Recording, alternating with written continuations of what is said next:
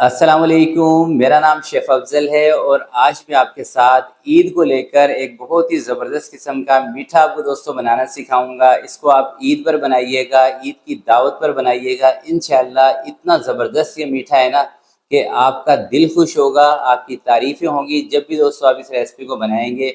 मगर शर्त आपके लिए ये होगी कि आपने इस रेसिपी को इसी तरीके से बनाना है जैसे मैं आपको बताऊँगा, वही तरीका अपनाना है जो मैं आपको बताऊँगा।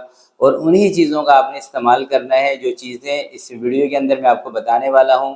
तो बहुत ही आसान सा तरीका वैसे होगा ये बनाने का और इंशाअल्लाह जब भी दोस्तों आप बनाएँगे ना, तो मुझे पूरा यकीन है कि आपके दिल से दुआएँ निकलने वाली है ये बनाने के बाद। तो फिर बिना टाइम ज़ाय किए चलते हैं इस मज़ेदार रेसिपी की तरफ और इसको बनाना स्टार्ट करते हैं।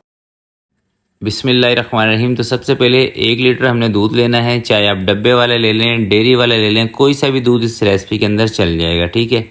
तो सबसे पहले दोस्तों दूध को हमने दिलाना है उबाल, और दूध में इस तरह से आप चम्मच चलाएंगे ना, तो इससे दूध ना नीचे बैठता नहीं है, यानी कि दूध नीचे नहीं लगता। बीच में 1-2 मरतबा उबाल के दौरान आप इसमें चम्मच चला दें। तो जब तक दोस्तों दूध में उबाल आ रहा है तब तक हम इसका कस्टर्ड जो है ना, इसको पानी में हल कर लेते हैं। तो मैं ले रहा हूँ वनीला कस्टर्ड, तकरीबन 2.5 से 3 चम्मच, क्योंकि 1 लीटर दूध है तो इसके अंदर 2.5 से 3 चम्मच आपने वनीला कस्टर्ड लेना है। आधा कप इसके अंदर पानी डाल के इसको अच्छी तरह से हल करके अपने पास आपने रख लेना है। जब तक दूध को उबाल आ रहा है तब तक आप कस्टर्ड को घोल के अपने पास रख लें। दूध में दोस्तों उबाल आ चुका है। अब इसके अंदर मैं शामिल कर रहा हूँ आधा कप चीनी का। चीनी इसके अंदर मैं थोड़ी सी कम ले रहा हूँ, इसकी वजह क्या है ये आगे चल के आपको मालूम हो जाएगा।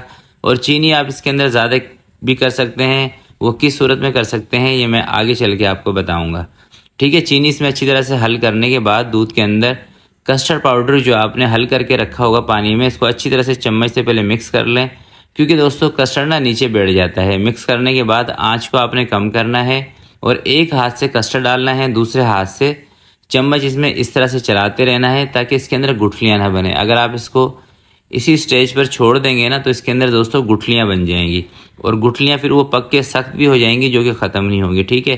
तो इस वक्त आपने एहतियात करना है कि आँच को कम करना है और इसमें चम्मच थोड़ा सा तेज़ी से चलाना है जिसे मैंने चलाया है। तो कस्टर्ड डालने के बाद कोई 4 से 5 मिनट तक आपने इसको पका लेना है। पकाना दोस्तों क्यों है, पकाना इसलिए है, एक तो ये पतला नहीं होगा, क्योंकि जब आगे चल के हम इसके ऊपर वर्किंग करेंगे ना तो ये पतला नहीं होना चाहिए, ठीक है। दूसरा सूरत ये है कि इसके अंदर जो कस्टर्ड का कच्चापन है वो ख़त्म हो जाए। तो तकरीबन 4 से 5 मिनट इसको मैंने पकाया है। अब इसको दोस्तों मैं उतार रहा हूँ चूल्हे से नीचे।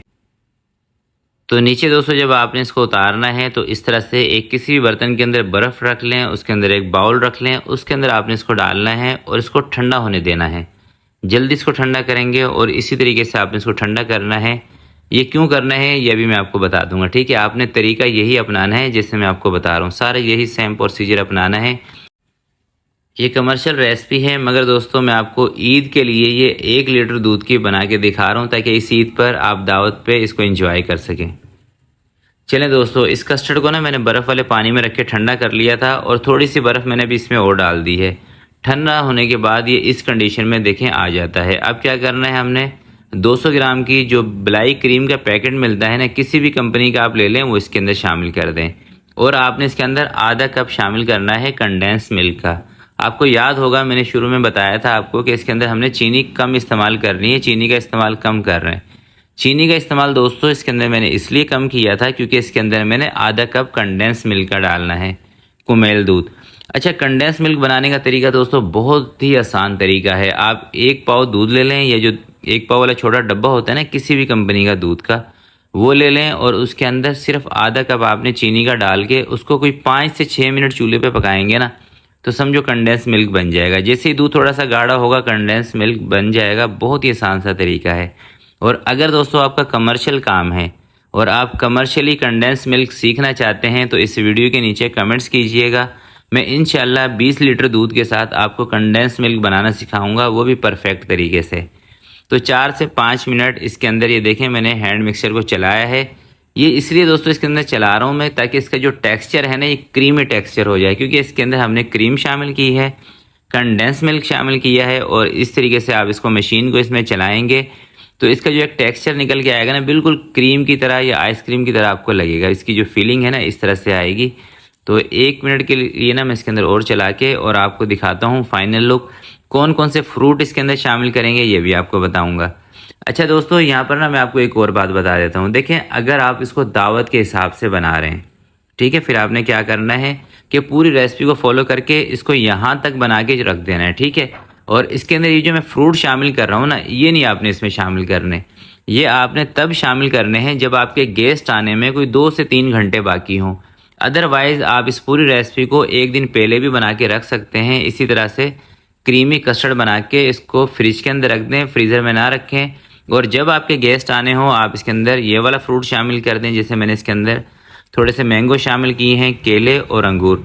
यह आपकी मर्ज़ी है, आप इसके अंदर कोई दूसरा फ्रूट भी शामिल करना चाहते हैं ना, कोई ड्राई फ्रूट इसमें शामिल करना चाहते हैं, पाइनएप्पल वगैरह शामिल करना चाहते हैं तो वो भी आप कर सकते हैं। मगर आपने करना इसी तरीके से है कि गेस्ट आने से कोई 2-3 घंटे पहले शामिल करना है, बहुत ज़्यादा पहले नहीं इसमें डाल के रख देना फ्रूट। क्योंकि दोस्तों फ्रूट अपना पानी छोड़ता है। अगर आप बहुत पहले इसके अंदर फ्रूट डाल के छोड़ देंगे तो फिर हो सकता है कि ये बिल्कुल पानी सा बन जाए, ठीक है।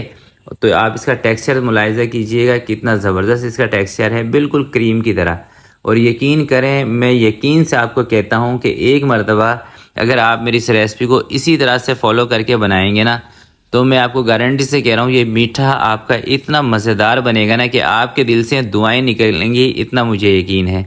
तो एक मरतबा इस रेसिपी को आप ज़रूर ट्राई कीजिएगा।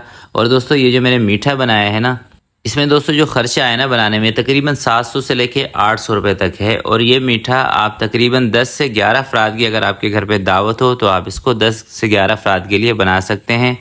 वेट के अंदर ये तकरीबन 2 किलो के करीब है, ठीक है। 2 किलो के करीब ये मीठा बनता है। और आप देख लें 800 रुपये में अगर 2 किलो इस तरह का मीठा इतना बेहतरीन आप घर में बना सकें तो 400 रुपये पर केजी है, कोई ज़्यादा महंगा नहीं है इस महंगाई के दौर में, ठीक है। तो एक मरतबा ये रेसिपी ज़रूर ट्राई कीजिएगा। आज की वीडियो के लिए इतना ही। आपसे मिलते हैं किसी नेक्स्ट वीडियो में। तब तक के लिए अपना बहुत सारा ख्याल रखिएगा, अपने वालिदैन का ख्याल रखिएगा। अल्लाह हाफिज़।